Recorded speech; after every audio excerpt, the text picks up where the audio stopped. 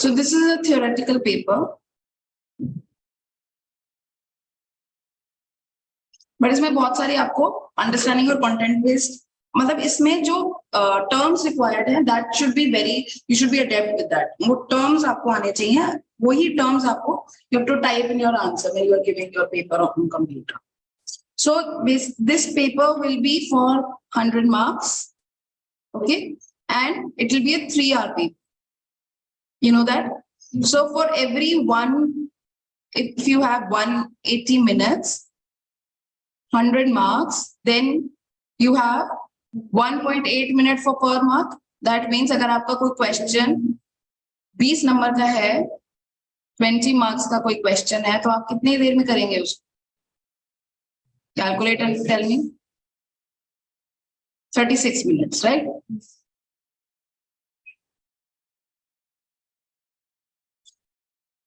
Correct. So if your question is for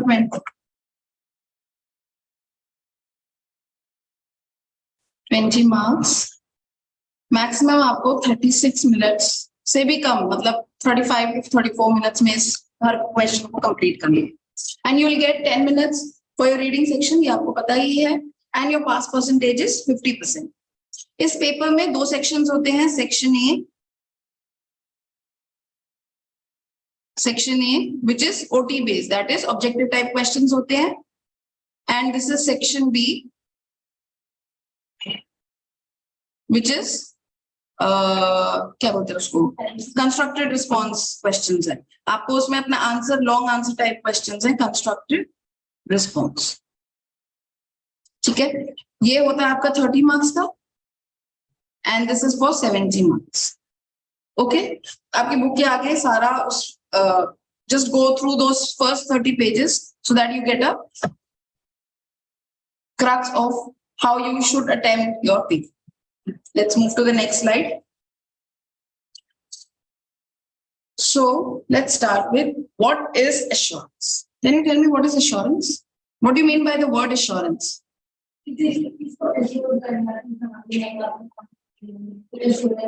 Yes, surety देना या किसी चीज की गारंटी कह सकते हैं. बट एक पॉइंट है, गारंटी में guarantee is 100%. Assurance is not 100%. Assurance is just a reasonable assurance. So just 2 words, reasonable and there is limited. We'll read about these words in our future classes. Reasonable is कि आपको 100% तो आप नहीं कह सकते, but हाँ 99% आप कह सकते हो कि जो भी फाइनेंशियल स्टेटमेंट्स किसी कंपनी ने बनाए हैं वो true and fair view present करते हैं. ठीक है, सो अगर मैं इस चैप्टर का एक ओवरव्यू आपको दूं, overview, there will be 3 things we will be learning about this. First is assurance engagement. Terms के ऊपर बहुत ध्यान दीजिएगा. assurance engagement, then there is review engagement, and there is an external audit engagement.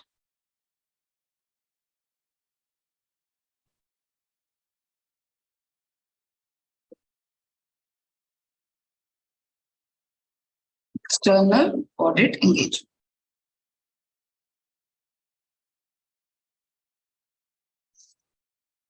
External audit engagement. ठीक है, ये तीनों terms अगर देखा जाए तो बहुत सिमिलर लगेंगे, बट तीनों में कुछ कुछ डिफरेंस है. वो क्या है वो हम पढ़ेंगे. सो एश्योरेंस में जो पहली चीज हम पढ़ेंगे that is its concept. You can take a overview. ये this is just a mind map कि आप क्या क्या पढ़ोगे. Concept, then there is elements of assurance engagement, then there is the types of assurance engagement, then we'll go through the stakeholders. कौन-कौन से होते हैं हमारी कंपनी के. अकाउंटिंग में भी stakeholders we read about that. Then some examples of assurance engagements. Okay, review में भी concept of review, purpose of review, objectives, some important terms पढ़ेंगे such as accountability, stewardship, important terms. ठीक है, agency, what is fiduciary relationship. I hope you are getting these words बहुत ऐसे हाफिजेड नहीं लग रहे या सुनने सुनने लग रहे होंगे थोड़ा, ठीक। एक्सटर्नल ऑडिट में we'll read about purpose, why external audit is required, objectives of an auditor,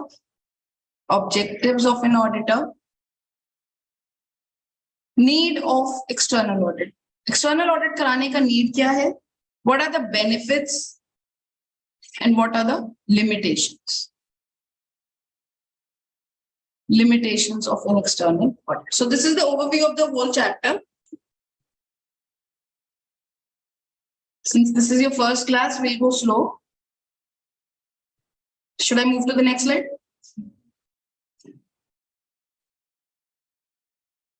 Okay. So first we'll take up assurance engagement. Assurance engagement. मैं आपको लिख के कराऊं या बुक से रीड कराऊं? जैसे आप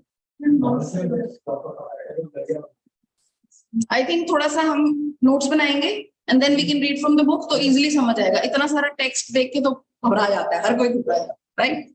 so first I will start with N illustration example. ये भी आपकी बुक का ही लिया गया है। फॉर एग्जांपल मिस्टर एक्स है, आप बोर्ड पे देखो, मिस्टर एक्स है, उनके पास एक घर है। ड्राइंग पे मत जाना, बहुत बेकार है, ये उनका घर है, ठीक है। मिस्टर एक्स को ये घर बाय करना है, परचेज करना है। तो वो क्या चाहते हैं, अगर आप मिस्टर एक्स हैं, सोचिए आप क्या चाहते हैं कि घर के बारे में आपको सारी पूरी जानकारी हो। You should know all the details of the house, you should know that the structure, जो भी फाउंडेशन है वो घर का, वो बिल्कुल फुल प्रूफ होना चाहिए, स्ट्रक्चर फुल प्रूफ होना चाहिए, right? So what you will do is, हम एक एक्सपर्ट के पास जाएंगे। अब घर का एक्सपर्ट कौन है, बिल्डिंग के एक्सपर्ट कौन है? Architects, okay, very good, architects. So we can say a property surveyor, जो कि उस प्रॉपर्टी का सर्वे करके हमें बताएंगे कि क्या ये प्रॉपर्टी का स्ट्रक्चर फुल प्रूफ है या नहीं, अकॉर्डिंग टू बिल्डिंग रेगुलेशंस है या नहीं। गवर्नमेंट या एमसीडी दिल्ली में अगर बात करूं तो वो कुछ बिल्डिंग रेगुलेशंस बनाती है, क्या वो structure of the house building regulations के हिसाब से है या नहीं, ये देखिए।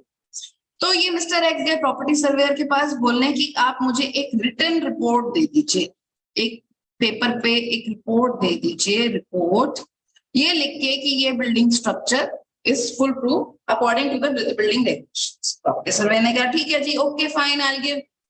नाउ एश्योरेंस में आते हैं, अब अपने इस एश्योरेंस वाले कॉन्सेप्ट में आते हैं।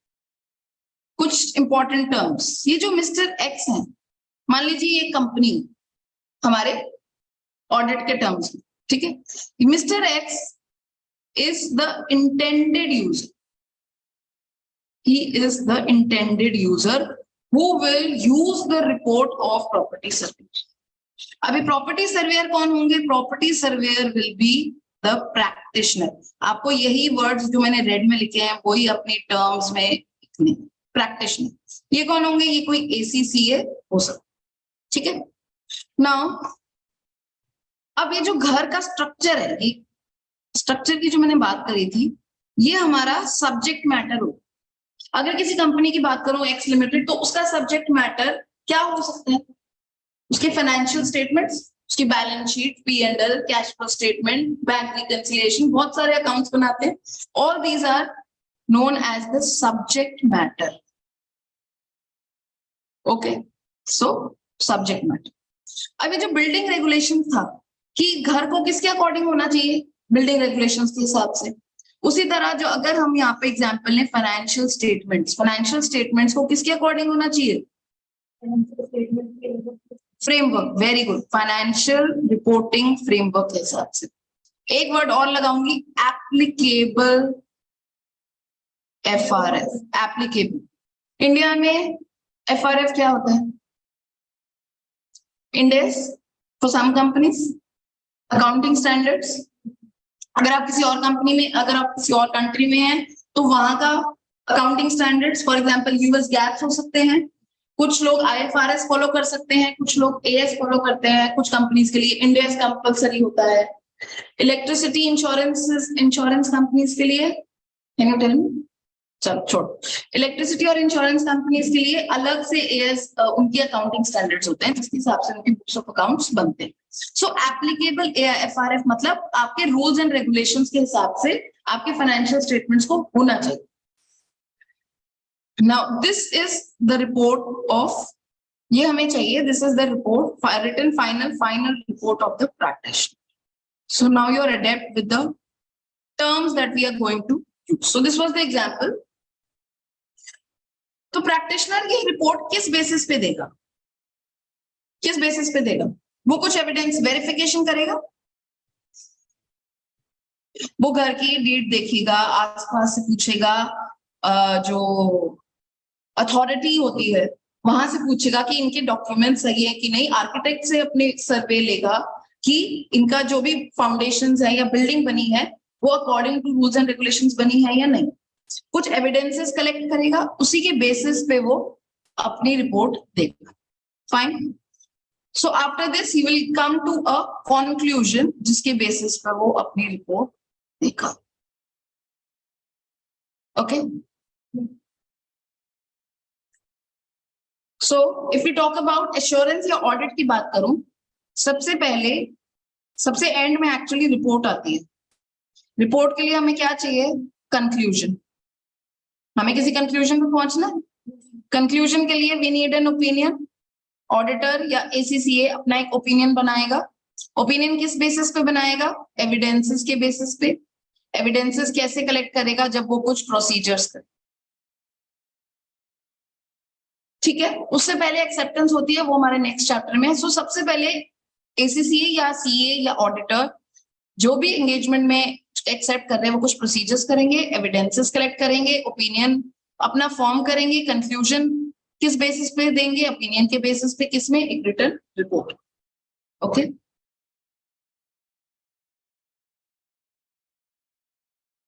Now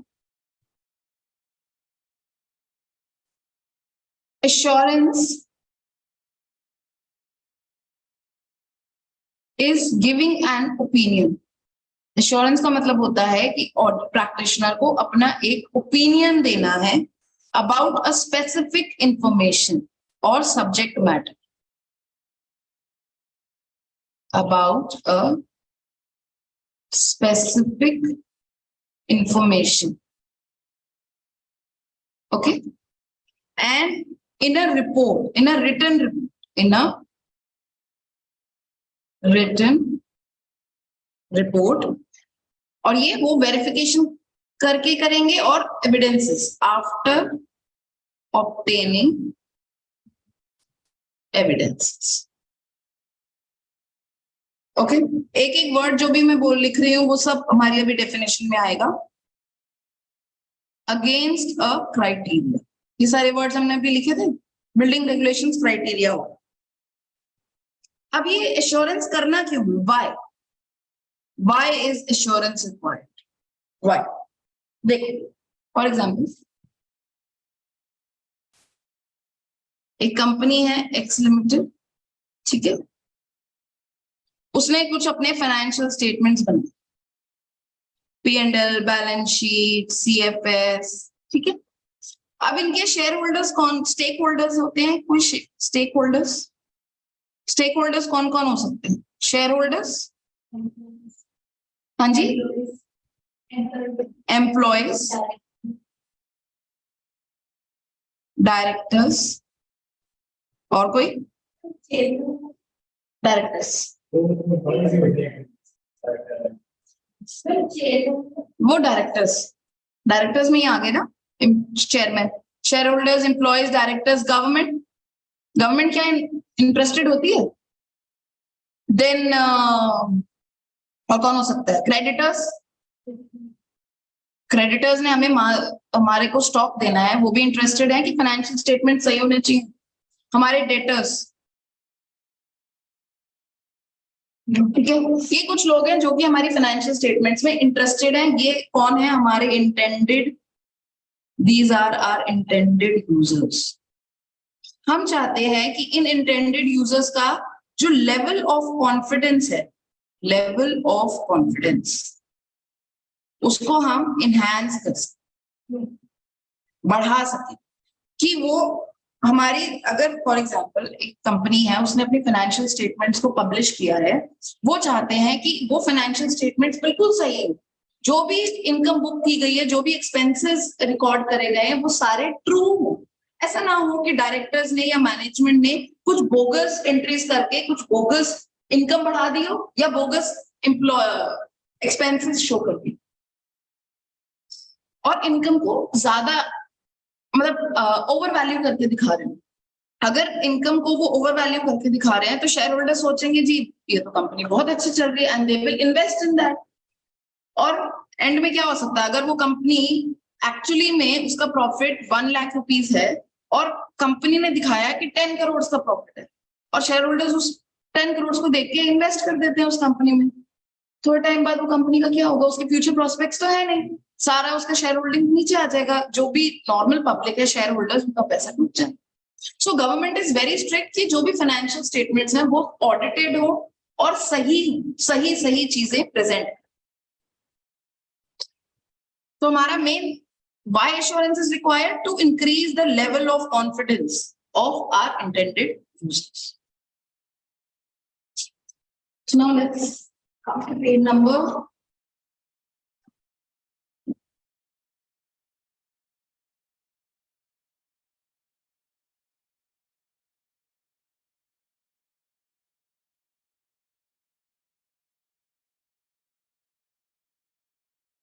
Come to page number 2.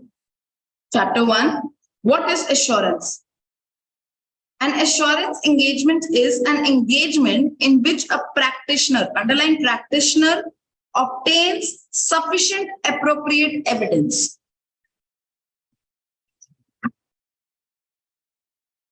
Assurance engagement क्या है? Now this definition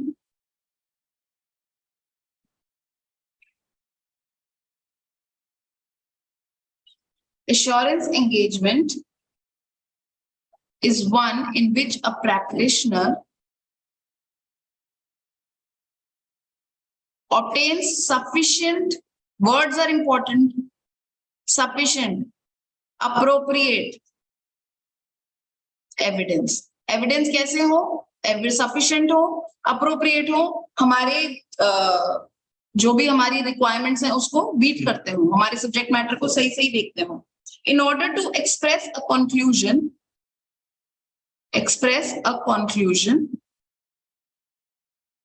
designed to enhance the degree of, definition को तोड़ तोड़ के पढ़ोगे, याद करोगे तो याद हो जाएगी, एग्जैक्टली वही लिख पाओगे। द डिग्री ऑफ कॉन्फिडेंस, किसका degree of confidence? Of intended users, हमारे स्टेक होल्डर्स, उनका डिग्री ऑफ कॉन्फिडेंस इंक्रीज हो पाए, other than the responsible party. I'll come to this term responsible party. अब responsible party कौन है? About the outcome or evaluation of subject matter. हमारे case में, company के केस में सब्जेक्ट मैटर क्या हो सकता है? फाइनेंशियल स्टेटमेंट्स, ठीक है। Subject matter against a criteria, criteria मतलब वो financial statement should be according to the rules and regulations, according to standards, according to the compliances that are provided. So this is according to international standards on auditing engagements 7. ठीक है, याद हो सके तो कर लेना, नहीं हो ठीक है नंबर, बट गलत मत लिखना कभी भी, नहीं याद तो कोई बात मत लिखना। So this is your definition. Come to the next para. Giving assurance means offering an opinion. Underline opinion. Practitioner एक opinion देगा about the specific information. जो भी specific information है, so the users of that information are able to make confident decisions. जो भी उनके decisions हैं वो confident होंगे, knowing that the risk of information being incorrect is reduced. ये risk reduce हो जाएगा कि information गलत हो सकती है। अब किसी एक्सपर्ट ने अगर एक रिपोर्ट पे लिख के दे दिया कि फाइनेंशियल स्टेटमेंट सही है, ट्रू एंड फेयर व्यू देते हैं, दैट मींस कि risk of that financial statements being incorrect is reduced. खत्म नहीं हुआ है, finished word नहीं लिखा है, it's just reduced because this is reasonable assurance, not a guarantee. Guarantee तब होगी जब हम सारी चीजें चेक करेंगे. एश्योरेंस में हम एक एक ट्रांजैक्शन को चेक नहीं करते, सैम्पलिंग होती है. Yes. Next topic is 5 elements of an assurance. 5 elements of an assurance engagement.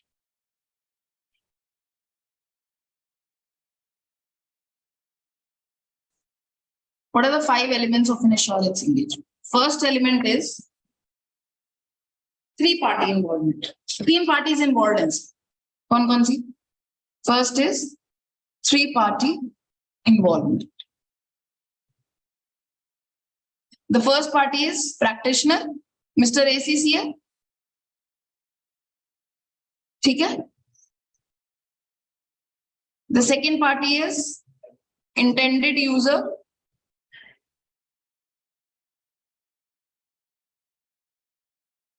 Responsible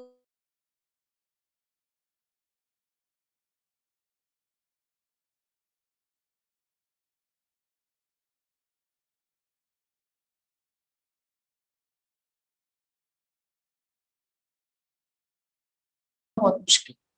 okay. So practitioner कौन है? Mister ACCA. ठीक है. इंटेंडेड यूजर कौन है? शेयरहोल्डर्स. Responsible party? डायरेक्टर्स.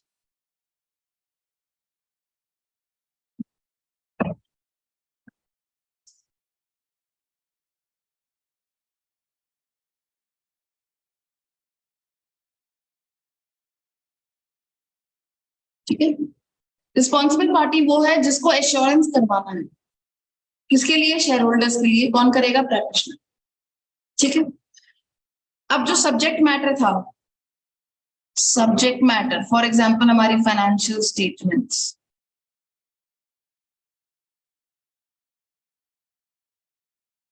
उसकी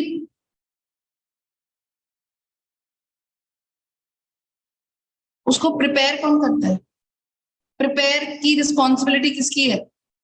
रिस्पॉन्सिबल पार्टी डायरेक्टर्स की. फाइनेंशियल स्टेटमेंट्स में शेयर होल्डर्स उसको यूज करेंगे ताकि वो इकोनॉमिक डिसीजंस ले पाए, एंड प्रैक्टिशनर उसको रिव्यू करे. यहाँ पे मैं फाइनेंशियल स्टेटमेंट्स की बात कर. ठीक है. The second element is subject matter. appropriate subject matters. Appropriate subject matter. Now this appropriate subject matter क्या है? हमारी specific information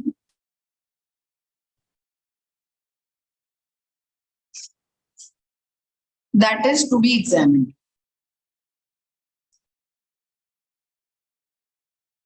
Third is suitable criteria.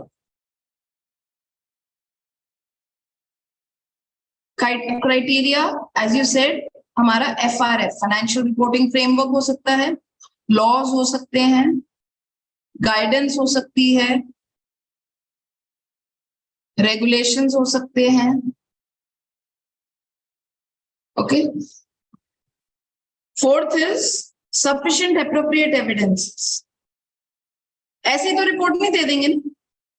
Directors ने बोला प्लीज हमारे लिए एक रिपोर्ट तैयार कर दीजिए कि हमारे financial statements true and fair view देते हैं. क्या बिना देखे रिपोर्ट तैयार कर देंगे? और अगर फाइनेंशियल स्टेटमेंट्स में कुछ गड़बड़ हुई तो who will be responsible?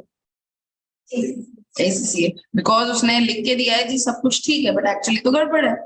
So he has to collect certain appropriate evidences to form a basis for opinion, to form a basis for his opinion, to form a basis for his or her opinion. ठीक है. Fifth is written assurance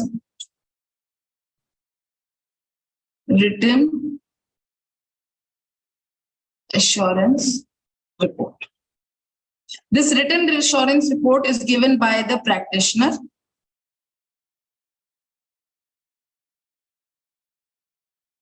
after verification and collection of appropriate evidences.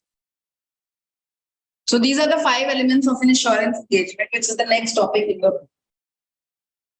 Just go through that topic. We'll go back. Notes हाँ साथ साथ आप book में लिखते जाइए. अगर आप ऑनलाइन कर रहे हैं तो टाइप करते रहिए.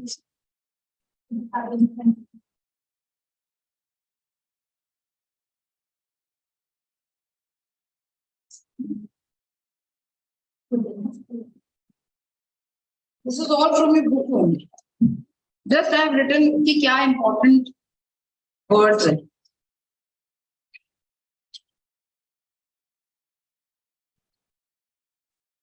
समझ आ रहा है सबको?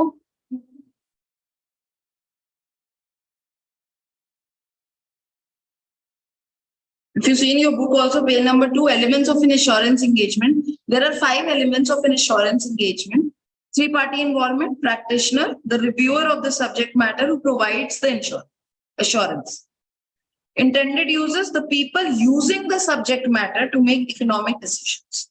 Responsible party, the party which is responsible for preparing the subject matter. Appropriate subject matter, the information subject to examination by the practitioner. Suitable criteria क्या है? Standards, guidance, laws and regulations. Sufficient appropriate evidence is required to provide a basis for the opinion or conclusion. Written assurance report, the output of the assurance engagement. अब जो भी assurance engagement किया गया था उसका output क्या है? So expressing a conclusion or opinion about the subject matter. This is written in International Framework for Assurance Engagement, Standard 20. Okay. On page number 3, आपकी जो table दी हुई है, it's similar element in relation to an audit and in relation to a forecast. Now, what is forecast? What do you mean by forecast? Forecast means budgeting. जब हम future के लिए कुछ budgeting करके चल रहे हैं कि इतने हमारे एक्सपेंसेस हो सकते हैं या फ्यूचर प्रोस्पेक्ट्स हो सकते हैं. जब हम कोई लोन लेने जाते हैं बैंक में तो हमें उनको कुछ डॉक्यूमेंट सबमिट करने पड़ते हैं, कुछ रिपोर्ट्स सबमिट करनी पड़ती हैं जिसमें हमें बताना होता है कि आगे आने वाले 5 साल में हम इतने फ्यूचर एक्सपेक्ट कर रहे हैं, इतने profits. Actuarial sciences, yes. So in relation to an audit, practitioner is auditor. In relation to a forecast, कोई भी assurance provider. Intended user in relation to an audit is shareholder, क्योंकि उन्होंने हमारी financial statements को देख के अपने economic decisions लेने हैं कि हम इस कंपनी में इन्वेस्ट करें या ना. In relation to a forecast, it is the directors or providers of finance, for example banks. Responsible party, directors. Forecast may be directors. Appropriate subject matter in relation to an audit is financial statement. And in relation to a forecast, appropriate subject matter जिस भी अगर कोई new business opportunity खोलना चाहते हैं तो वो एक हमारा सब्जेक्ट मैटर है forecast. Suitable criteria, FRF. Suitable criteria in relation to a forecast is appropriate assumptions and financial reporting framework. अब फोरकास्ट होगा तो उसमें कुछ assumptions, कुछ judgments लेनी पड़ेंगी. कौन लेगा? डायरेक्टर्स ही लेंगे. तो उसको भी हमें प्रूव करवाना पड़ता है एश्योरेंस प्रोवाइडर से कि जो भी जजमेंट्स या जो भी assumptions ली गई है वो वैलिड होनी चाहिए. ऐसे ही नहीं कुछ भी उठ के हमने assumptions ली, उसका एक बेसिस होना चाहिए. Sufficient appropriate evidence obtained by performing audit procedures such as underlying test of controls, test of detail, analytical procedures. ये 3 टर्म्स तो घोट के पी जाओ. क्या है आगे पढ़ेंगे. ये सब जब हम एविडेंस कलेक्ट करते हैं ना तो हम टेस्ट ऑफ कंट्रोल्स चेक करते हैं. सब्सटैंटिव प्रोसीजर्स भी एक टर्म है. टेस्ट ऑफ डिटेल्स चेक करते हैं. एनालिटिकल प्रोसीजर्स, ये सब कौन करेगा? ये सब प्रैक्टिशनर करेगा. ये सारे काम प्रैक्टिशनर के हैं. ये सारे प्रोसीजर्स प्रैक्टिशनर के हैं जिसके बेसिस पे उसको एविडेंसेस मिले. These are obtained by, in relation to forecast, obtained by performing examination procedures such as underline inspection, inquiry, analytical procedures. Written assurance report in an appropriate form, एक appropriate form में ही आपकी report जाएगी। ये नहीं आपके कुछ भी फॉर्मेट बनाया और उसमें आपने रिपोर्ट दी, एक प्रॉपर फॉर्मेट होता है जिसमें आपको अपनी एश्योरेंस रिपोर्ट देनी होती है। ऑडिट में independent auditors report provide an opinion as to underline whether the financial statements give a true and fair view, क्या financial statements true and fair view present कर रहे हैं या नहीं। उसी तरह फोरकास्ट में independent assurance report providing a conclusion on whether anything has come to the practitioners attention, underline anything has come to the practitioners attention, क्या practitioner की जानकारी में कुछ ऐसा आया जिसके बेसिस पे वो बता सकता है कि फाइनेंशियल स्टेटमेंट्स में कुछ गड़बड़ आ भी सकता है, नहीं भी आ सकता। To suggest that the assumptions, forecast में हमने assumptions बनाई थी, are not a reasonable basis for the forecast, क्या उसकी जानकारी में आया ये बताने के लिए कि जो assumptions लिए थे not a reasonable basis, उसका कोई reasonable basis नहीं है, that means जो भी उन्होंने assumptions बनाई हैं वो गलत बनाई है। सिर्फ लैंग्वेज का डिफरेंस है ओपिनियन देने, उसमें ट्रू एंड फेयर व्यू, इसमें not a reasonable basis. This forecast is between companies, एक जो ऑब्जर्व करती है दूसरी कंपनी को और उनके जो आगे होने वाला है इन फ्यूचर उसको एक सुटेबल पाथ प्रोवाइड करती है। यस, फोरकास्ट एक सुटेबल पाथ इसलिए प्रोवाइड करती है, देखो अगर आपका कंपनी ऑलरेडी ऑटोमोबाइल इंडस्ट्री में डील करती है, ठीक है, आपको एक अपनी एक और नई फैक्ट्री सेटअप करनी, उसके लिए आपको फंड्स चाहिए होंगे, आप किसके पास जाएंगे? बैंक्स के पास, सप्लायर्स के पास, प्रोवाइडर्स ऑफ फाइनेंस के पास। वो बोलेंगे कि आप हमें लिख के दीजिए, आप हमें पूरा एजम्पशन दीजिए कि हमारा पैसा नहीं डुबा दोगे। आप अपने कुछ तो एस्टिमेट बनाता है ना हर कोई कि इतना मुझे प्रॉफिट हो जाएगा, मैं यहाँ से अपना गुड्स लाऊंगा, ये इतने मेरे को एम्प्लॉयज का खर्चा हो सकता है, सब कुछ हो सकता है, अभी हुआ नहीं है, फोरकास्ट है, फ्यूचर में होगा। तो वो सारी assumptions लेके चलनी पड़ेगी कि मुझे इतनी मशीनरी चाहिए होगी, इतनी मेरी डेप्रिसिएशन लगेगी, इतना प्रॉफिट फोरकास्टेड है आगे आने वाले 5 साल। इसलिए एक्चुअल साइंसेस यहाँ पर प्ले में आते हैं। और इस assumption वाली जो वो डॉक्यूमेंट देंगे, कंपनी जो डॉक्यूमेंट देगी उसको भी एश्योरेंस चाहिए, वो ACCA का काम है ये देखना कि रीजनेबल किया है। मान लो आपका प्रॉफिट होता है साल का 10 लाख रुपीज और आप लोन लेने जा रहे हैं 5 crore, that is not possible. आप पे कैसे करोगे? आपका जो करंट अर्निंग है और आप जितने का फाइनेंस चाहते हो, आपके कुछ तो मेल होना चाहिए ना कि आप रीपे कर सको, आपकी क्रेडिबिलिटी तो हो। Page number 4, assurance engagements, examples of assurance engagements. हमने पहले पढ़ा audit of financial statement, so these are some example, there are some examples of assurance engagements. Examples एक हो सकते हैं ऑडिट ऑफ फाइनेंशियल स्टेटमेंट्स, खाली ऑडिट ऑफ फाइनेंशियल स्टेटमेंट्स नहीं होता, उसके इंटरनल कंट्रोल्स का भी रिव्यू किया जाता है। इंटरनल कंट्रोल्स अभी क्या है पढ़ेंगे आगे। उसके सिस्टम रिलायबिलिटी का भी रिव्यू किया जाता है। सिस्टम रिलायबिलिटी बाय अमेज़न एक बहुत बड़ी कंपनी है ई कॉमर्स की, ठीक है, उसमें सारा सिस्टम्स पे काम होता है, ठीक है, तो सिस्टम रिलायबल होना चाहिए। अगर सिस्टम्स रिलायबल नहीं है तो हो सकता है फाइनेंशियल स्टेटमेंट्स में गड़बड़ आ जाए, हो सकता है इनकम्स गलत बुक हो जाए, हो सकता है एक्सपेंसेस गलत बुक हो जाए। So systems have to be reliable. Internal controls का रिव्यू होना चाहिए, जो डील कर रहा है गवर्नमेंट और number of employees and over employees. Yes yes, internal controls मतलब अगर तो जैसे अगर आपने दिखाया कि हमारे कंपनी में 100 लोग काम करते हैं तो 100 लोगों का बायोमेट्रिक होना चाहिए, 100 लोगों की सैलरी स्लिप कटी होनी चाहिए, वो सारे डॉक्यूमेंट्स आपके पास होने चाहिए, ठीक है। जैसे अब एम्प्लॉयज है तो उनको सैलरी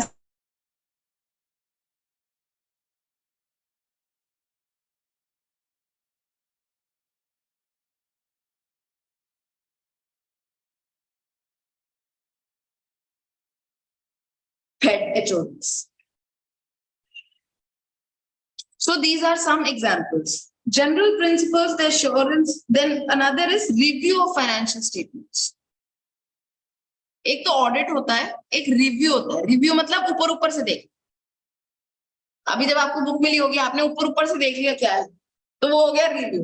अब आप अंदर जाओगे एश्योरेंस ऑडिटिंग की बुक में कि लिखा क्या है, समझोगे, दैट इज ऑडिटिंग. मतलब जब हम अंदर घुसते हैं फाइनेंशियल स्टेटमेंट्स में, एक एक चीज डिटेल में देखते हैं. रिव्यू में हम ऊपर ऊपर देखते हैं, लिमिटेड एश्योरेंस देखते हैं. So now general principles, page number 4. Okay.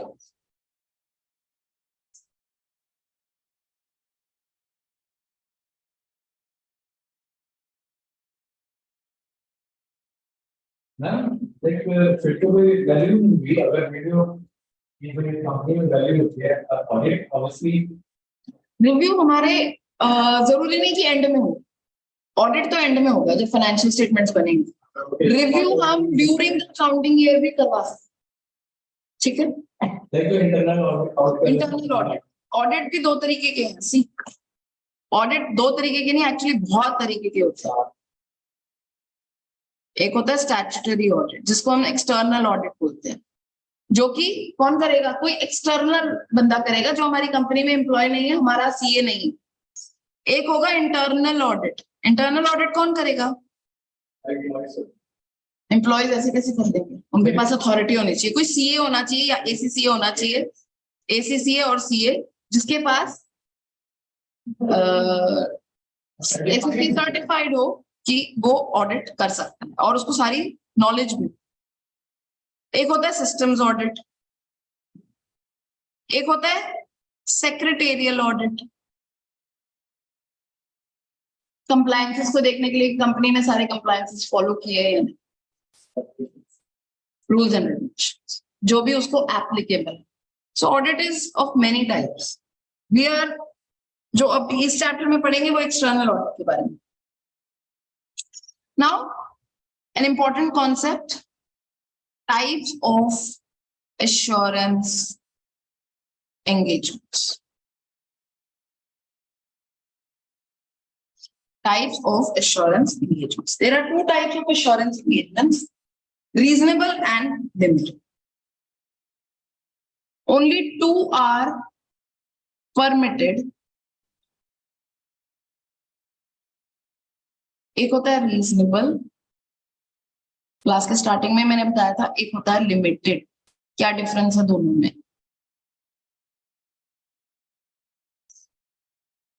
Reasonable and limited. First difference is reasonable में हमारा जो confidence level होता है वो high, that is high level of assurance. Assurance से मेरा मतलब है confidence से, और इसमें low level of assurance, low level of assurance. अब ये हाई और लो कैसे है, इसमें हमने जो अपने प्रोसीजर्स करे हैं एविडेंसेस कलेक्ट करने के लिए, क्या करा जाता है, प्रोसीजर्स, वो हमने ज्यादा कराए. ज्यादा इसमें हमने प्रोसीजर्स कम करें, कम चेकिंग करिए, तो हम ज्यादा श्योरिटी से नहीं बोल सकते कि हाँ ठीक सब कुछ ठीक है, कोई गड़बड़ नहीं. इसमें रीजनेबल कंक्लूजन दिया जाए, एंड इसमें लिमिटेड, सॉरी एक गलती हो गई, इसमें रीजनेबल ओपिनियन देंगे.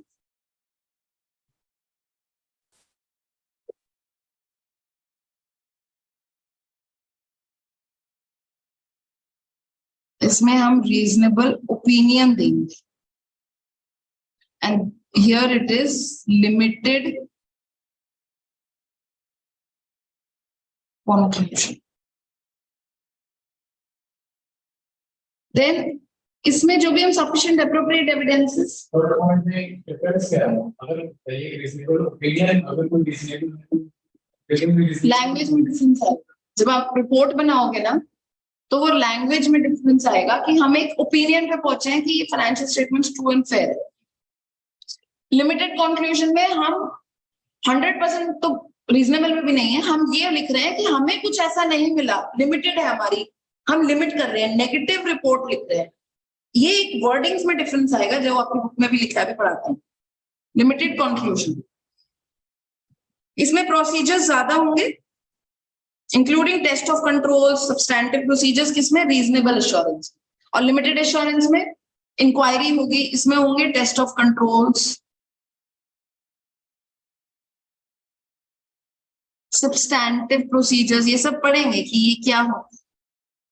अभी के लिए बस प्रोसीजर्स बहुत ज्यादा डिटेल में किए गए, चेकिंग बहुत डिटेल में करेंगे। इसमें हम ऊपर ऊपर से सुपरफिशियली इंक्वायरी करते हैं, ऑब्जर्वेशन करते हैं, ठीक है, verification of records.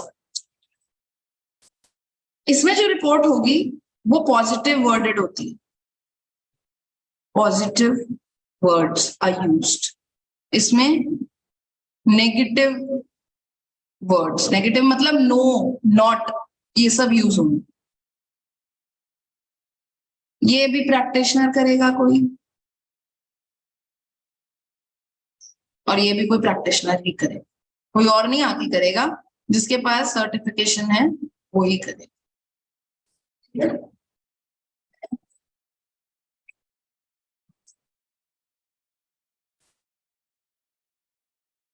So come to page number 5. Types of assurance engagement. Two types of assurance engagements are permitted. Reasonable assurance engagement. पहले reasonable को देखते हैं, ये कौन करेगा? कोई practitioner. इसमें we gather sufficient appropriate evidence to be able to draw reasonable conclusions. Reasonable conclusions. इसमें performs very thorough procedures, underline thorough मतलब प्रोसीजर्स की जो इंटेंसिटी है वो बहुत हाई है, thorough procedures, detailed procedures, to obtain sufficient appropriate evidence including underline test of controls and substantive procedures.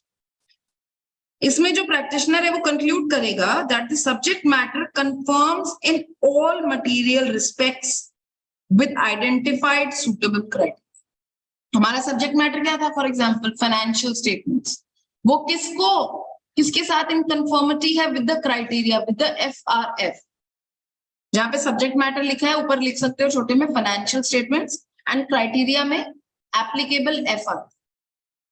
It gives a positively worded assurance opinion, it gives a high level of assurance.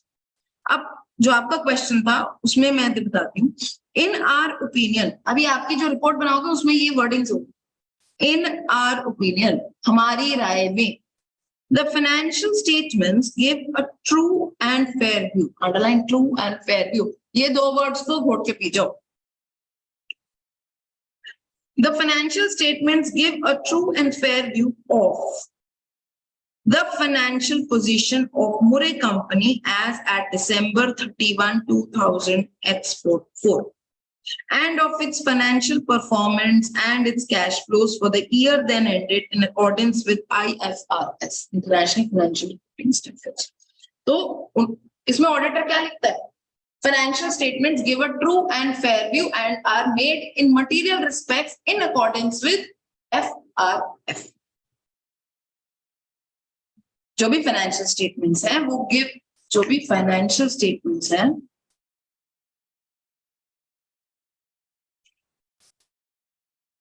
the financial statements give a true and fair view and are prepared, ये जब बनाए गए थे, ये बनाए गए थे in accordance with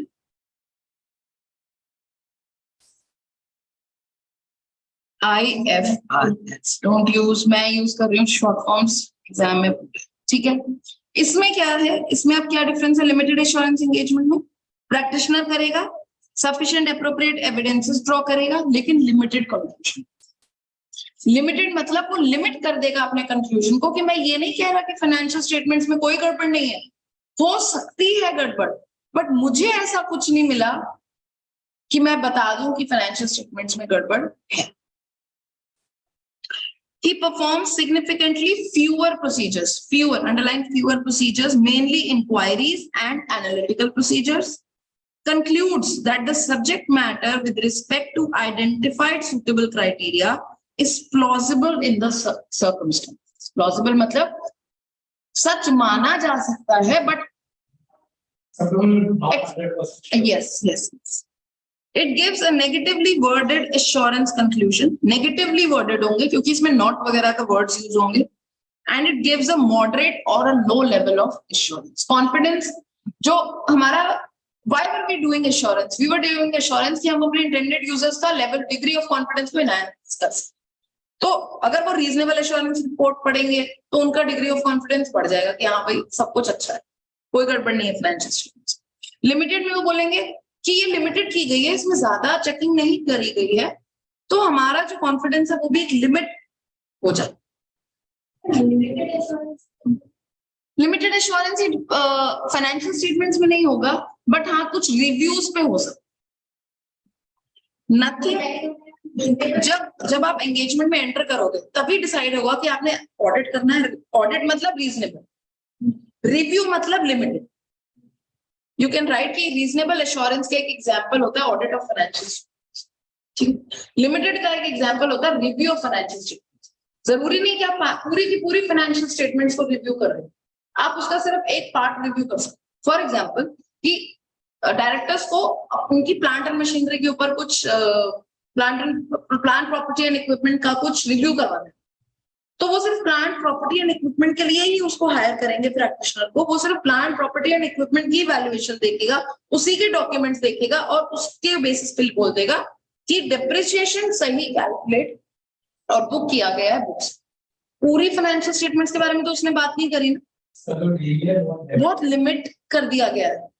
पूरी फाइनेंशियल स्टेटमेंट्स के बारे में बात नहीं कर सकते. Nothing has come. Now you see the word nothing, negatively worded. Nothing has come to our attention. ये words तो लिखने हैं. Nothing has come to our attention that causes us to believe that the financial statements of Murray Company are not prepared in all material respects in accordance with an applicable FR. So the confidence, last one padho. The confidence inspired by a reasonable assurance report is designed to be greater.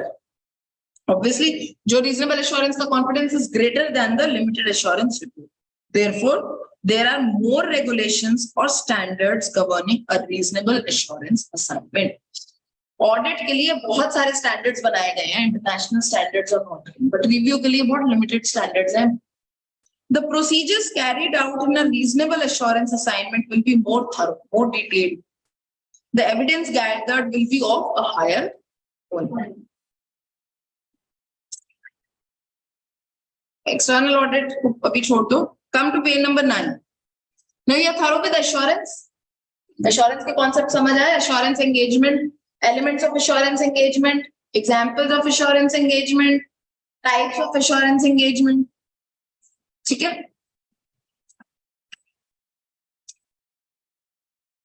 तो मैंने यहाँ पे जो overview किया था, लिखा था हमने स्टार्टिंग में चैप्टर का,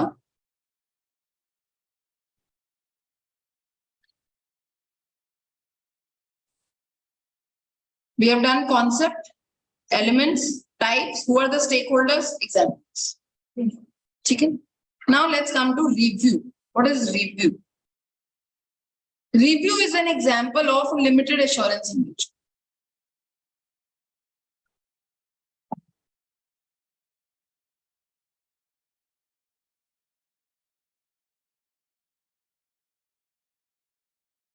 Review engagements.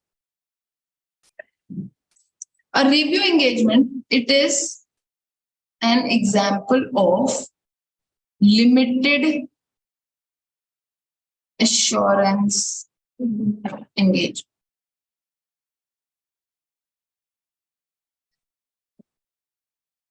इसमें जो भी हमारे assurance engagement वो limited. देखो, ऑडिट और रिव्यू में एक फर्क है. रिव्यू डायरेक्टर्स की मर्जी से होता है, जरूरी नहीं है कि आप रिव्यू करवाओ, ठीक है, बट ऑडिट करवाना मैंडेटरी होता है कुछ कंपनीज, कुछ एक टर्नओवर या कुछ एक लिमिट होती है, अगर वो थ्रेशोल्ड को आप क्रॉस करते हो तो आपको ऑडिट करवाना मैंडेटरी है। इसमें लो लेवल ऑफ एश्योरेंस है, low level of assurance because this is a limited assurance engagement, low level of assurance, less procedures, less detailed procedures. Procedures अगर इसमें फॉलो भी होंगे तो क्या किया जाएगा, इंक्वायरी की जाएगी, पूछताछ करेंगे, इंक्वायरी करेंगे, कुछ एनालिटिकल प्रोसीजर्स करेंगे, ये सब पढ़ेंगे जब एविडेंसेस वाला चैप्टर आएगा। इससे हम एक नेगेटिव एश्योरेंस रिपोर्ट देंगे जिसमें नेगेटिवली वर्डेड लिखा होगा, कैसे लिखी होती है, nothing has come in our attention और in our nothing has come to our opinion that financial statements में कोई भी गड़बड़ नहीं, so you have to write it negatively word, negative word. And इसमें लिमिटेड कंक्लूजन होता है, हम पूरी फाइनेंशियल स्टेटमेंट्स की बात नहीं कर रहे हैं, हम पूरे सब्जेक्ट मैटर की बात नहीं कर रहे हैं, हम सिर्फ लिमिटेड कुछ की बात कर रहे हैं, that nothing has come to our attention that causes us to believe। एक पॉइंट है, इसमें टेस्ट ऑफ कंट्रोल्स नहीं होते, बताऊंगी एविडेंस वाले चैप्टर, अगर अभी करोगे तो सब मिक्स हो जाएगा। Test of control, substantive procedures बताऊं, टेस्ट ऑफ कंट्रोल्स नहीं होते, बस अभी के लिए टेस्ट ऑफ कंट्रोल्स नहीं होते, ठीक है। So page number 9, a review engagement is voluntary, analytical procedures comma inquiry भी होते हैं यहाँ पर, make inquiries and a negative assurance. Purpose and objective of a review engagement, a company which is not legally required to have an audit, अगर कोई छोटी company है उसको लीगली उसको ऑडिट कराने की जरूरत नहीं है, may choose to have a review of its financial statements instead, वो चाहे तो करवा सकती है review limited. The review will still provide some assurance to users but is likely to cost less and be less disruptive than it।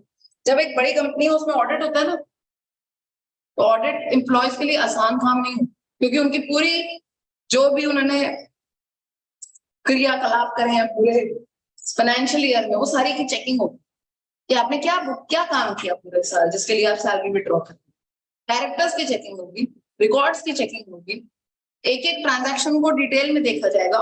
कौन देखेगा, internal auditor या external? External.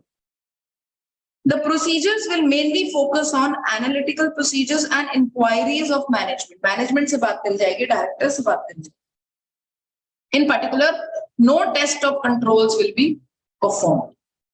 As only limited assurance is being expressed, the work does not need to be as in depth as for an audit. जितनी गहराई में audit किया जाता है, उतना डिटेल में रिव्यू नहीं। The objective of a review of financial statements is to perform primarily inquiry and analytical procedures to enable the practitioner to conclude whether anything has come to their attention, क्या उनकी attention में, क्या उनकी knowledge में कुछ ऐसा आया that causes them to believe that the financial statements are not prepared in all material क्या respects, क्या उनके टेंशन में कुछ ऐसा आया, क्या उनकी नॉलेज में कुछ ऐसा आया कि वो बिलीव कर पाए कि जो फाइनेंशियल स्टेटमेंट्स हैं वो FRF के हिसाब से अकॉर्डिंग नहीं है।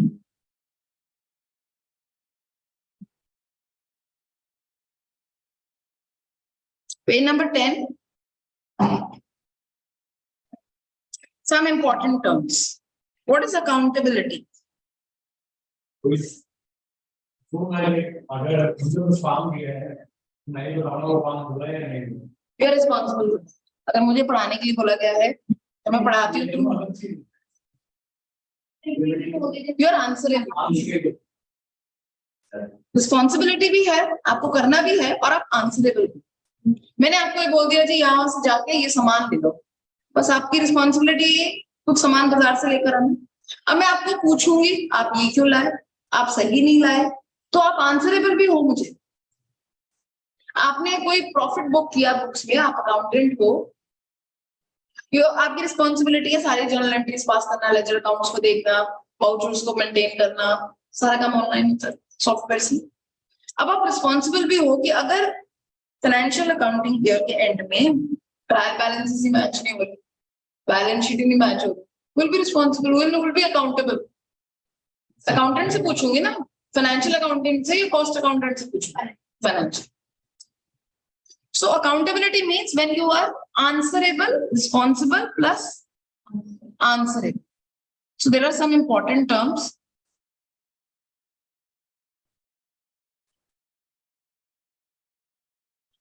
First is accountability.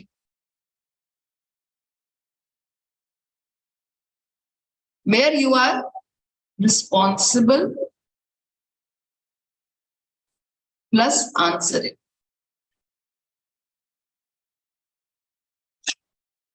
इसमें ही एक टर्म आता है corporate governance, this is your third chapter guys, second chapter. Company है, उसकी मैनेजमेंट एंड ऑपरेशंस के लिए हु इज अकाउंटेबल? मैनेजमेंट और ऑपरेशंस किसी कंपनी का करना किसकी रिस्पॉन्सिबिलिटी होती है? किसी कंपनी की वर्किंग देखना, किसी कंपनी की ऑपरेशंस देखना, बिजनेस करना किसकी responsibility? Board of directors, right? So board of directors are responsible, directors are responsible. So directors are accountable to the shareholders. एक और वर्ड आता है जिसको हम बोलते हैं agency. A is an agent of B, B is an agent of C. Agency का क्या मतलब? इसमें एक इंपॉर्टेंट वर्ड है behalf.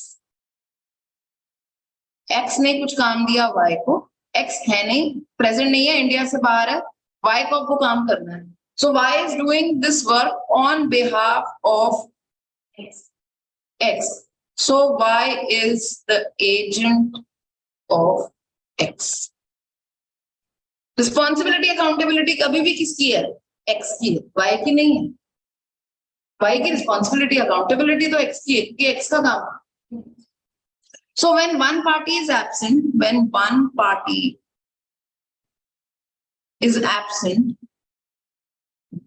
then the other party, जो भी उसका एजेंट है, वो रिस्पॉन्सिबल होता है। दिस इज एजेंसी रिलेशनशिप, ठीक है?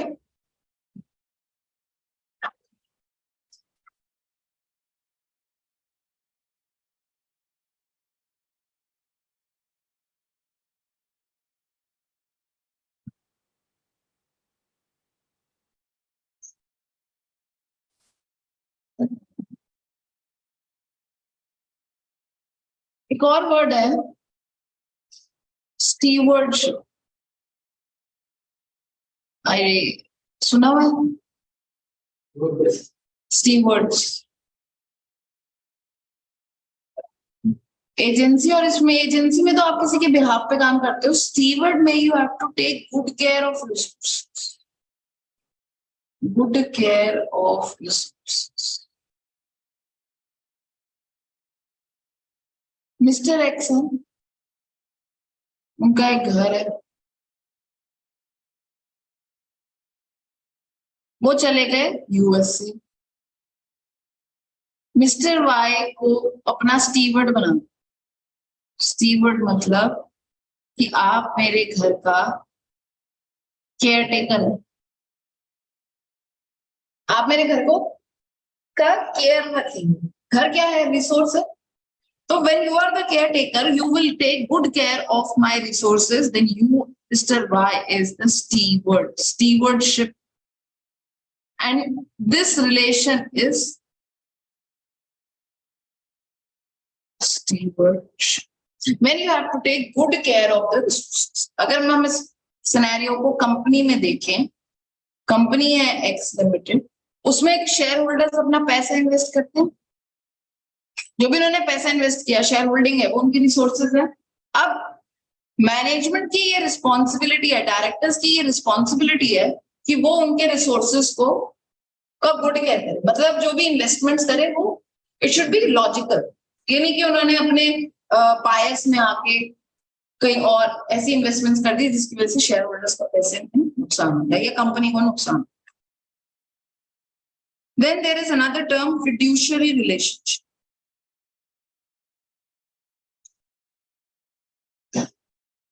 Fiduciary relationship. Fiduciary relationship का मतलब होता है in good faith. कोई भी हम काम करेंगे good faith में काम करेंगे। For example, डायरेक्टर्स हैं और शेयर होल्डर्स हैं। Share holders are the owners, directors are responsible for the control and management. So all the decisions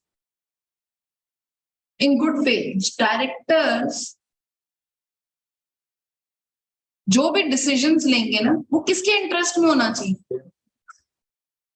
दो ऑप्शंस है, पर्सनल इंटरेस्ट, खुद के इंटरेस्ट में, और in the interest of share holders. इसमें होना चाहिए, इसमें नहीं। ठीक है, तो डायरेक्टर्स की जो भी रिस्पॉन्सिबिलिटी है, डायरेक्टर्स जो भी डिसीजंस लेंगे, जो भी काम करेंगे वो गुड फेथ में करेंगे in interest of share. So this is a fiduciary. Stakeholders, shareholders is a part of stakeholders. Stakeholders में बहुत सारे हैं, employees, government, creditors, debtors. Stakeholders भी आप कर सकते हो. You can use stakeholders. Stakeholders. जैसे हमारा क्वेश्चन होगा, हमारे एग्जाम होगा, तो हमारे हम कोशिश करें, तो मैंने एक बार सुना था कि तुम्हारे क्वेश्चन चेक हो गए तो कंप्यूटर भेजते ही हो, तो अपने आप से जो देखो रट तो नहीं सकते ना आप लैंग्वेज, तो ये जो इंपॉर्टेंट वर्ड्स है ये तो आना ही चाहिए। ये इट इज नॉट, मतलब ऑडिट इज समथिंग कि जिसमें थ्योरेटिकल तो है बट कॉन्सेप्चुअल इसलिए है क्योंकि आपके वो टर्म्स आपको वही यूज करना। अगर आपको लिखना है अप्रोप्रिएट सब्जेक्ट मैटर, तो अप्रोप्रिएट सब्जेक्ट मैटर ही भी आएगा।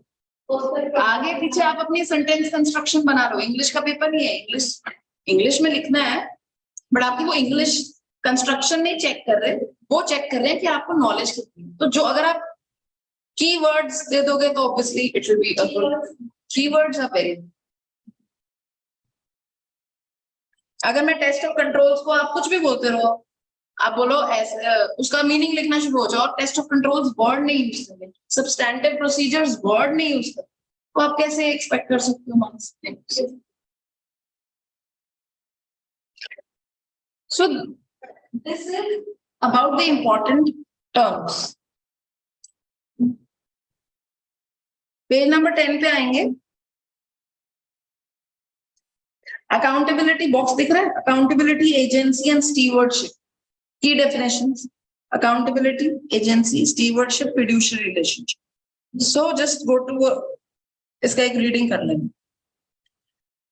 Examples of stakeholder groups. Stakeholder groups with an interest in the financial statements. ऐसे कौन कौन से stakeholder groups हैं, ऐसे कौन लोग हैं जिनका इंटरेस्ट है financial statements में, और यही stakeholders हमारे क्या बन जाते हैं? Intended users, the users of the subject matter, the specific information. देखो words देख रहे हो, बार बार वही बोलूंगी, subject matter, specific information, intended users, degree of confidence, degree of assurance.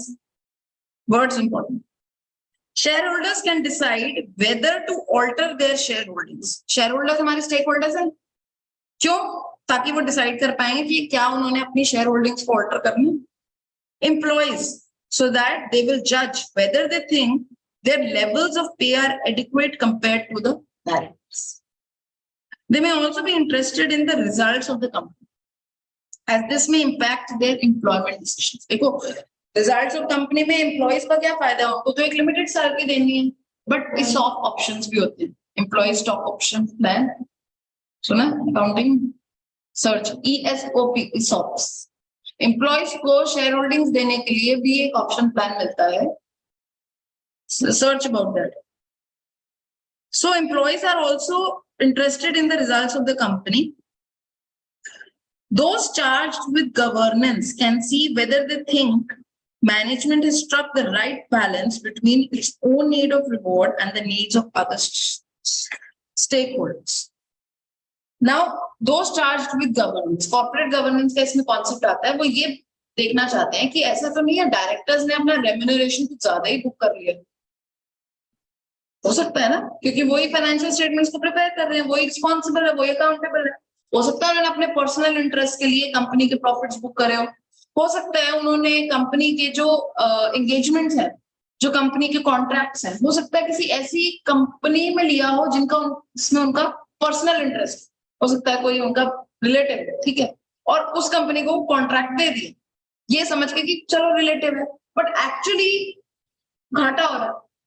वही स्टॉक उनको किसी और कंपनी से अगर कॉन्ट्रैक्ट करते हैं तो हो सकता है सस्ते में मिल जाए। तो पर्सनल इंटरेस्ट डायरेक्टर्स का आ गया।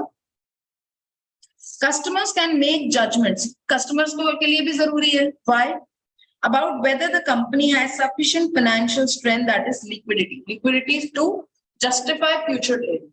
कंपनी का अगर स्टॉक में शेयर रेट जा रहा है समझो 200 रुपीज, तो क्या कंपनी के पास उतनी एसेट्स हैं, उतना बैलेंस शीट में उनका क्या बोलते हैं लिक्विडिटी है, होल्डिंग है, या ऐसी बोगस एंट्रीज शो करी कर रहे?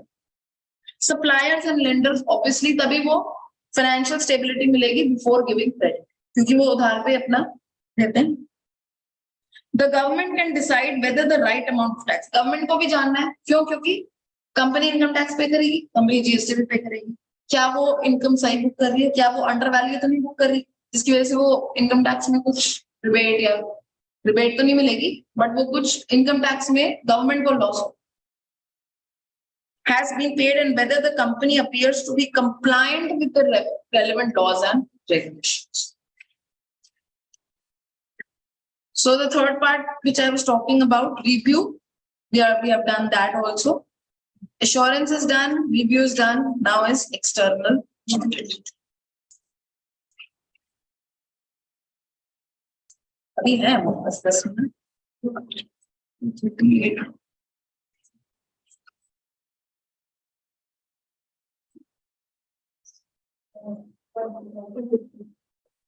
250 पे आपकी क्लास में।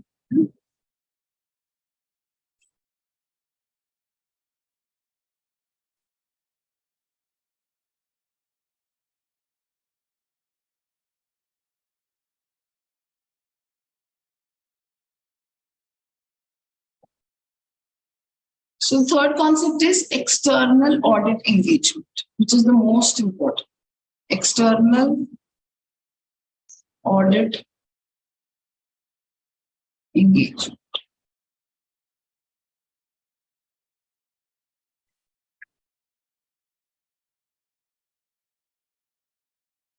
Now, external audit engagement, किसका example है? Reasonable या limited का?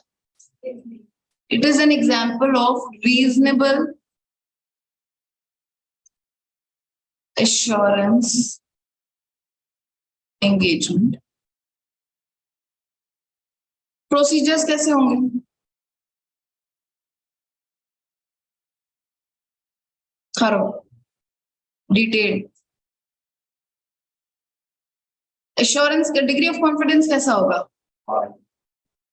High level of confidence.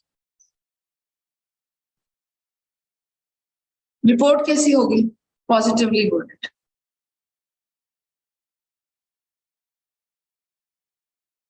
Positively worded. In our opinion, financial statements give a true and fair view and are prepared in accordance with the applicable FRS. और इसमें एक reasonable opinion मिला जाए। अब मैं ये जो true and fair view आपको बोल रही हूँ, true and fair view and financial statements, ये दो लाइन जरूर रहेंगी, are prepared in accordance with applicable financial reporting.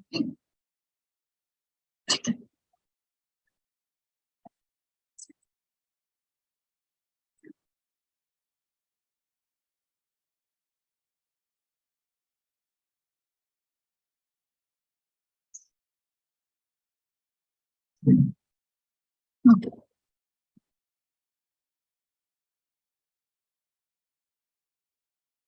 अब एक इंटरनेशनल स्टैंडर्ड्स ऑन ऑडिटिंग है जिसका नंबर है ISA 200। 200 याद कैसे रखोगे? ओ है ना, तो याद रखोगे ओवरऑल ऑब्जेक्टिव्स, याद रहेगा ओ 200 ओवरऑल ऑब्जेक्टिव्स। किसके ऑब्जेक्टिव्स? ऑब्जेक्टिव क्या होता है? ऑब्जेक्टिव कोई गोल होता है, कोई पर्पस होता है जिसके लिए हम कुछ काम कर रहे होते हैं। Overall objectives of an independent auditor. Word important है इंडिपेंडेंट। इंडिपेंडेंट मतलब एक्सटर्नल की बात हो रही है। इंडिपेंडेंट इसलिए क्योंकि वो कंपनी की रीच से बाहर है, मतलब वो एक एक्सटर्नल पर्सन है जिसके ऊपर डायरेक्टर्स का कोई कंट्रोल नहीं। इंटरनल ऑडिट डिफरेंट होता है, उसमें जो भी ऑडिटर है वो under the supervision of management होता है, डायरेक्टर्स होता है, तो गड़बड़ होने के चांसेस ज्यादा होते हैं। Object overall objectives of an independent auditor and conduct of audit। अब जो भी ऑडिट होगा वो किसी स्टैंडर्ड्स के अंडर ही होगा। Conduct of audit in accordance with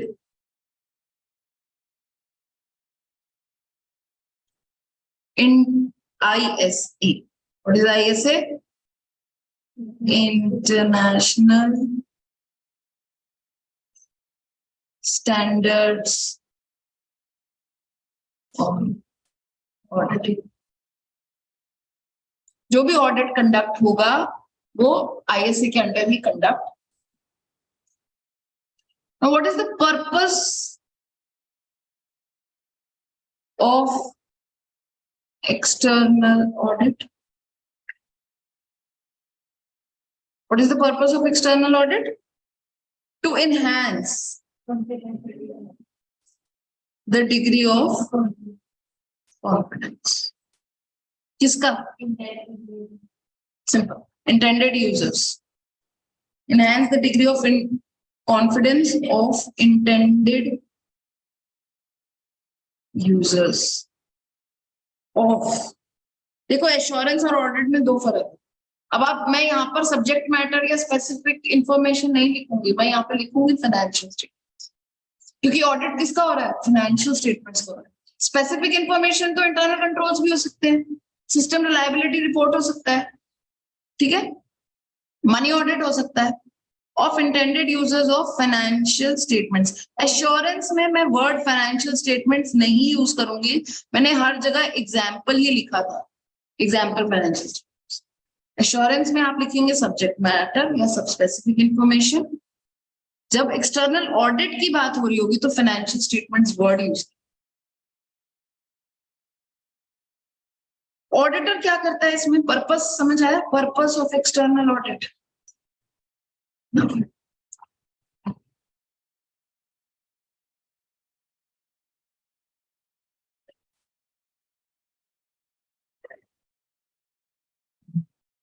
auditor क्या करता है?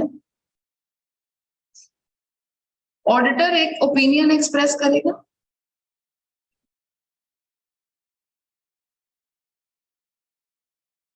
ओपिनियन में क्या लिखेगा? दैट फाइनेंशियल स्टेटमेंट्स, वही दो बातें, true and fair view and they are prepared in accordance with the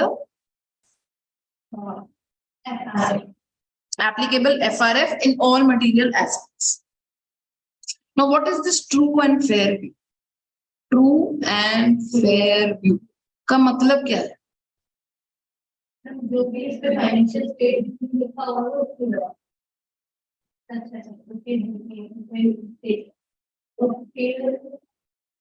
unbiased नहीं, अनबायस्ड नहीं है, बिल्कुल सही सही रिकॉर्ड किए गए हैं, क्लियरली रिकॉर्ड करें। सो ट्रू का मतलब है correct information based on facts and records. अगर हमने कोई एक्सपेंस बुक कर रहे हैं उसके लिए हमारे पास रिकॉर्ड्स है, उसके लिए हमारे पास बिल्स है, अगर हमने एम्प्लॉयज की कुछ सैलरी बुक करी है, रेम्यूनरेशन बुक किया है, तो उसके लिए हमारे पास सैलरी स्लिप्स है। अगर हमने कोई प्लांट एंड मशीनरी खरीदी है तो उसके लिए हमारे पास उसके बिल्स हैं। ठीक है, अगर हमने कोई स्टॉक खरीदा है तो उसके लिए हमारे पास, अगर हमने क्रेडिट पे खरीदा है तो क्रेडिट बिल्स है। ठीक है, VRVPs वो सब है, based on facts and records plus in accordance with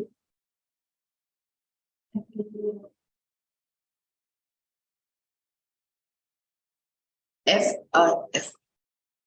जो भी हमने बुक किया है वो एक तो उसके लिए रिकॉर्ड्स है, और जो अकाउंटिंग ट्रीटमेंट FRF में सबसे बताई गई है उसी के हिसाब से हमने बुक किया। जैसे डेटर्स के लिए प्रोविजन बनता है, प्रोविजन फॉर डाउटफुल डेट्स, ठीक है, उसका जो अकाउंटिंग स्टैंडर्ड है हमने उसके हिसाब से ही उतना ही परसेंट, अगर उसमें 5% लिखा है तो 5% ही बुक किया, ये नहीं कि 10% हम बुक करके बैठे। ठीक है, अगर IFRS बोलता है कि डेप्रिसिएशन मेथड WDV होना चाहिए जिसमें 10% होना चाहिए, रिटर्न डाउन वैल्यू मेथड, और 10% के हिसाब से, तो हमने 10% ही लिया, हमने उस मशीन पे 20% नहीं लिया। So these are in accordance with FRF and true and fair because these are based on facts and we have records, evidences. So this is true, fair, clear opinion, unbiased opinion. कोई personal interest नहीं है इसमें। जिसमें मैंने आपको example दिया था ना, डायरेक्टर है उसने अपने रिलेटिव से कोई एक्सपेंस किया, एक्सपेंसेस हुए फॉर एग्जांपल 10 लाख के, और उसने बुक कर दिए 50 लाख, तो गलत है ना, अनबायस्ड है, बायस है ना, डायरेक्टर बायस है हमारे रिलेटिव की तरफ। सो this scenario should not be there. Objectives of an auditor, need for an external audit, benefits of an audit and limitations of it. ये रह गया, इतना रह गया, which we can do in the next class now.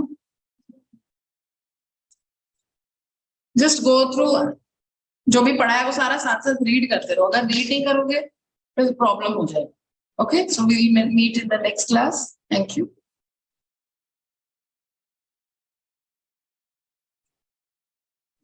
Thank you.